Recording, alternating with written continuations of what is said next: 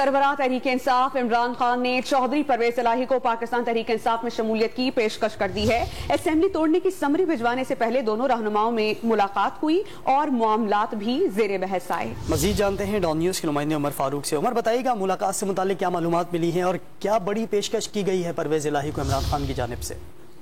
जी, इमरान खान और चौधरी परवेज इलाही की मुलाकात जो हुई जमान पार्क में, उसकी अंदरूनी कहानी सामने आई है, जिसके मुताबिक पार्टी ज़राए का कहना है कि दस्तखत से पहले परवेज इलाही ने किसी किस्म का कोई मुतालबा सामने नहीं रखा चेयरमैन पीटीआई के, और परवेज इलाही ने जबरदस्त रिलेशनशिप का सबूत दिया और खुश दिली से जो एडवाइस है उस पर दस्तखत किए। पार्टी ज़राए का कहना है कि इमरान खान ने परवेज इलाही के सामने अपनी ख्वाहिश का भी इजहार किया। इमरान खान ने परवेज इलाही को पीटीआई का हिस्सा बनने की पेशकश की और कहा कि हमारी ये ख्वाहिश है कि आप पीटीआई में शामिल हो जाएं और मुस्लिम लीग काफ के जो लोग हैं वो पीटीआई का हिस्सा बन जाएं।